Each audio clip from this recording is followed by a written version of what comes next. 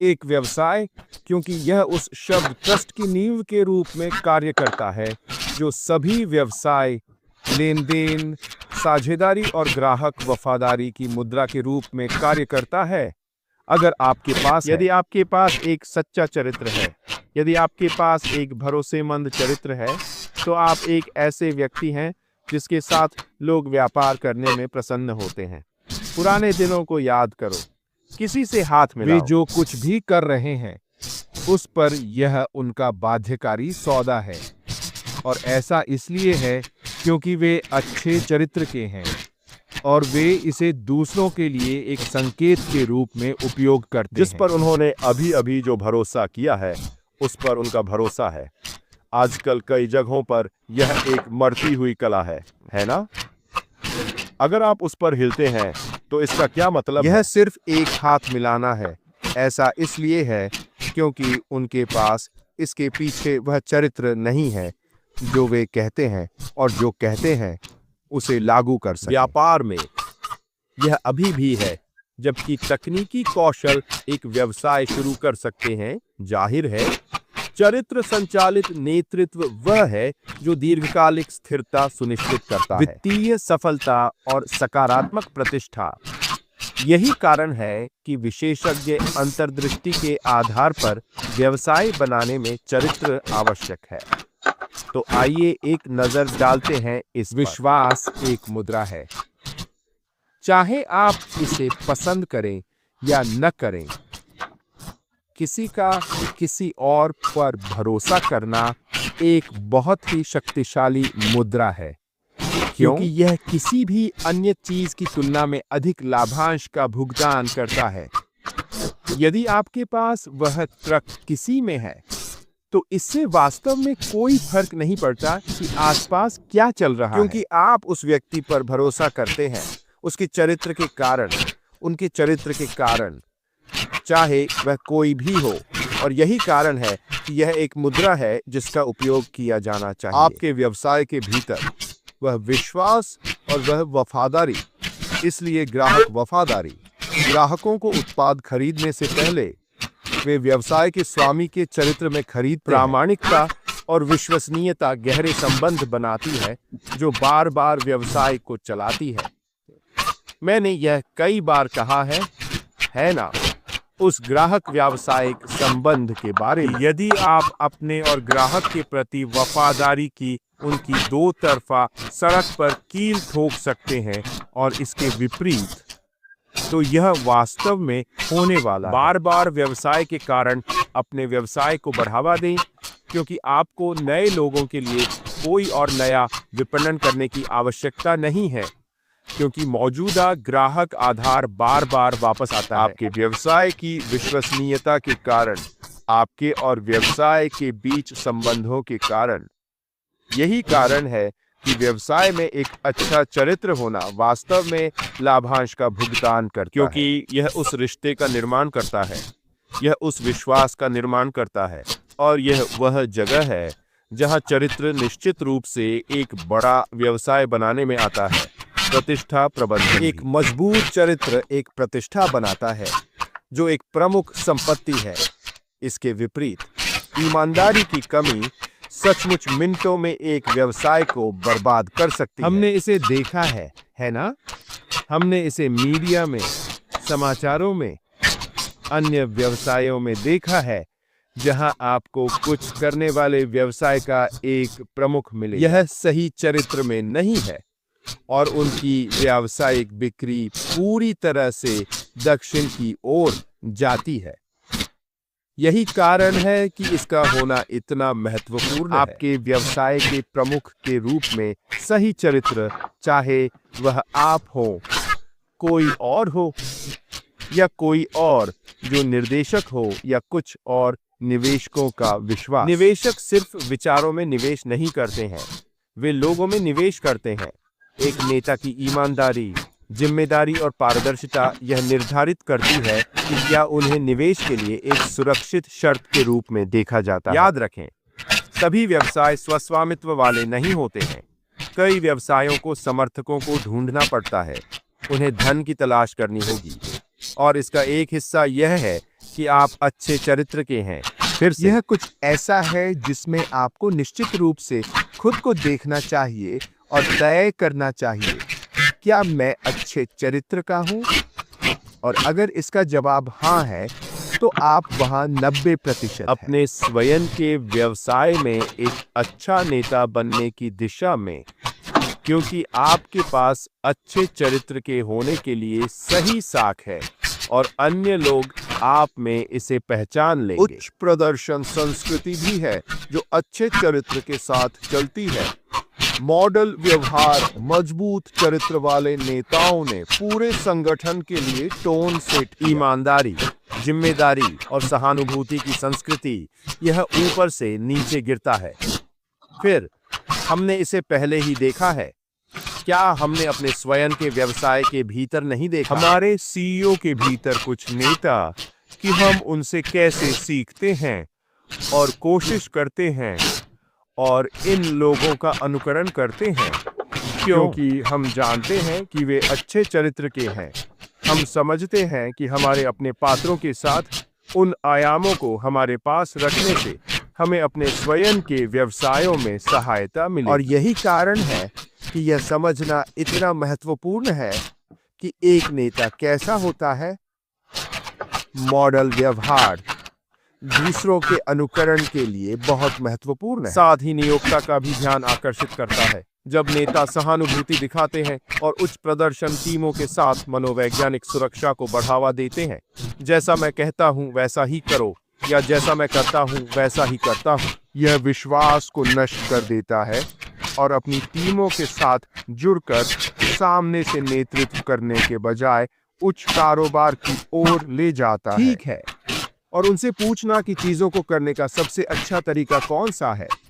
यह सब आपके अपने व्यवसाय के भीतर सही संस्कृति होने के साथ करना है। परिचालन दक्षता, जाहिर है, एक चरित्र संचालित टीम यह पात्रों पर निर्भर करता है। यह निरंतर महंगी चूक की आवश्यकता को कम करता है। जब लोगों पर ईमानदारी से कार्य करने के लिए भरोसा किया जाता है, तो वे एक साथ बेहतर काम करते हैं। वह टीम, क्षमा करें, पर्यावरण। यदि आप एक नेता हैं, यदि आप एक प्रभारी व्यक्ति हैं, यदि आप मालिक हैं, यदि आप सही चरित्र के व्यक्ति हैं, तो यह न केवल कर्मचारियों के माध्यम से फिल्टर करता है, लेकिन ग्राहकों के भीतर भी, या जैसे हम उन लोगों के साथ हैं जो व्यवसाय का हिस्सा है। यह बेहतर निर्णय लेने और लचीलेपन के लिए भी अच्छा है। अधिक चरित्र होना उसके लिए अच्छा है। यह ध्वनि निर्णय लेने में मदद करता है। चरित्र निर्णय लेने की नींव है। मजबूत चरित्र वाले नेता जटिल, अस्पष्ट और उच्च दबाव वाले परिदृश्यों को नेविगेट करने के लिए बेहतर ढंग से सुसज्जित होते हैं। यह आपके चरित्र, आपकी ताकत, आपकी संपत्ति का हिस्सा है जो आपके भीतर है। यदि आप बातचीत कर सकते हैं और मुझे लगता है पर्दे के पीछे व्यवसाय कैसे काम करता है, इसकी भूल भुलैया में अपना रास्ता खोजें।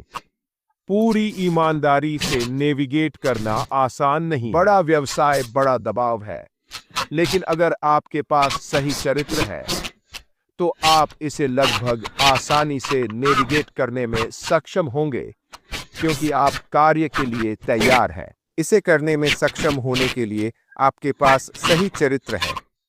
यह लचीलेपन में भी मदद करता है। एक ठोस चरित्र नेताओं को तूफानों का सामना करने, परिवर्तन के अनुकूल होने और अपने मूल्यों को छोड़े बिना कठिनाइयों के माध्यम से दृढ़ रहने की अनुमति देता है। सभी इसे थोड़ा परिचित लगने लगे हैं, है ना? दीर्घकालिक फोकस, जबकि त्वरित अनैतिक शॉर्टकट तत्काल अल्पकालिक पुरस्कार प्रदान कर सकते हैं। एक चरित्र संचालित दृष्टिकोण यह सुनिश्चित करता है कि कंपनी जीवित रहे लंबी दौड़ के लिए। फिर यह एक चरित्र व्यक्ति पर वापस चला जाता है, और यह त्वरित सुधार के बारे में नहीं है, यह लगभग है। नीरस और कठिन समय में भी लगातार आगे बढ़ते रहना ही सबसे ज्यादा जरूरी है। धैर्य और लगातार प्रयास सफलता समय लेती है, लगातार प्रयास में मेहनत लगती है। मुश्किल दौर के बावजूद यह बहुत जरूरी है कि आप लगातार प्रयास और दृढ़ता के साथ आगे बढ़ते रहें। तो दृढ़ता के लिए कुछ रणनीतिक उपाय कौन से हैं? अपने लक्ष्यों को छोटे छोटे हिस्सों में बांटना निश्चित रूप से एक मुख्य तत्व है। बड़े लक्ष्य अक्सर भारी लगते हैं, इन्हें छोटे प्रबंधनीय कार्यों में बांटें और जब आप उन छोटे लक्ष्यों को हासिल करें तो खुद को इनाम दें। और छोटे लक्ष्यों से हमारा क्या मतलब है? अब हम सभी ऐसी स्थिति में हैं जहां हम दूसरों की देखभाल कर रहे हैं, तो क्यों ना आप अपने लिए ऐसा एक छोटा सा लक्ष्य तय करें कि आप इन महत्वपूर्ण लोगों से या तो रोजाना, प्रतिदिन या फिर हर दूसरे दिन नियमित रूप से संवाद करें और उनसे जुड़े रहें। यह एक छोटा लक्ष्य है जिसे आसानी से हासिल किया जा सकता है, जिसे आप सभी पूरा कर सकते हैं। चाहे बताने के लिए कुछ रोमांचक न भी हो, फिर भी अपने आसपास के लोगों से संवाद करना यह दिखाता है कि आप अब भी वहां हैं, यह दिखाता है कि आप प्रतिबद्ध हैं, यह दिखाता है कि आप परवाह करते हैं। ये सभी चीजें छोटे लक्ष्य हैं, लेकिन इन्हें हासिल किया जा सकता है। और जब आपने यह 1 महीने तक लगातार किया तो आपने एक बहुत अच्छा लक्ष्य हासिल किया है जिसका कई लोगों पर महत्वपूर्ण प्रभाव पड़ रहा है। और आप इस सफलता का आनंद ले सकते हैं और उसका जश्न मना सकते हैं, क्योंकि यह एक ऐसा लक्ष्य है जिसे आप यहां अपने व्यवसाय को बनाते हुए भी हासिल कर सकते हैं। साथ ही ध्यान केंद्रित रहें और प्रगति पर नजर रखें। अपने लक्ष्यों पर नजर रखें और प्रेरित रहने के लिए छोटी छोटी उपलब्धियों को स्वीकार करें। जैसा कि मैंने कहा, आप उस प्रगति को ट्रैक कर सकते हैं। लचीले रहें। जैसे जैसे आप सीखते हैं कि क्या काम करता है, अपनी योजनाओं और रणनीतियों को अनुकूलित करें। शुरुआती विचारों से सख्ती से चिपके रहने से बचें। लचीले रहें ताकि अगर जरूरत पड़े तो आप कुछ सीमाओं या अन्य कारणों के चलते अपने आप को बदल और ढाल सकें। सीखें और अनुकूलित हों। रुकावटों को सीखने के अवसर के रूप में देखें ताकि आप अपनी क्षमताओं और रणनीतियों को बेहतर बना सकें। और आखिरी बात यह है कि मूल्य प्रदान करें। ग्राहकों को लगातार मूल्य प्रदान करें ताकि विश्वास बन सके, भले ही शुरुआती प्रयासों का तुरंत परिणाम न मिले। माफ कीजिए, भले ही शुरुआती प्रयासों का तुरंत लाभ न मिले। तो फिर लचीलापन के लिए सही मानसिकता क्या है? जाहिर है हमने रणनीतियों पर बात की है। हमने बात की कि जब दृढ़ता की बात आती है तो कौन कौन सी चीजें मायने रखती हैं, लेकिन वह लचीलापन, ठीक है, वह सबसे महत्वपूर्ण है। इसके लिए सही मानसिकता कैसे रखें? असफलता को एक सीखने की प्रक्रिया के रूप में अपनाएं। असफलताओं का उपयोग अगली कोशिश के लिए ज्ञान प्राप्त करने के लिए करें। याद रखें, आप तभी असफल होंगे जब आप रुक जाएंगे। अगर आप चलते रहते हैं तो आप निरंतरता बनाए हुए हैं, आप आगे बढ़ रहे हैं। जिस दिन आप रुक जाते हैं वही दिन है जब आप यह स्वीकार करते हैं कि मैं असफल हो गया हूं। अगर आप लगातार चलते रहते हैं तो यही सबसे महत्वपूर्ण है जो आप कर रहे हैं। आप लगातार आगे बढ़ते जा रहे हैं। आप अपने लक्ष्य की ओर आगे बढ़ने वाली मानसिकता और फोकस बनाए हुए हैं। यही मैं लोगों में डालने की कोशिश कर रहा हूं, बार बार कोशिश करने की मानसिकता। चाहे आपके जीवन में कितनी भी बाधाएं आई हों, यह सुनिश्चित करें कि आप आगे बढ़ते रहने के लिए सही लचीला रवैया अपनाएं। डर और संदेह का सामना करें और इन भावनाओं को स्वाभाविक मानें। ठीक है, डरना, संदेह होना यह स्वाभाविक है, लेकिन यह कोई रुकावट नहीं है। यह कोई ऐसी चीज नहीं है जो आपको रोक देनी चाहिए। फिर से कोशिश करें, शायद नए नजरिए के साथ, शायद छोटे लक्ष्यों के साथ या अलग तरीके से। यह डर और संदेह से लड़ने में मदद करता है।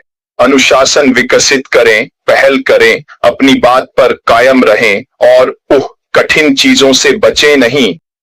ठीक है, कभी कभी दयालु बनने के लिए कठोर होना पड़ता है। सीधे सपाट तरीके से बात करना, लोगों को सच बताना, चाहे वह उन्हें चोट पहुंचाए या नहीं, कई बार यही सबसे अच्छा रास्ता होता है ताकि लोगों को स्पष्टता मिले, वे फोकस कर सकें और निश्चित रूप से वे यह समझ सकें कि वास्तव में क्या हो रहा है।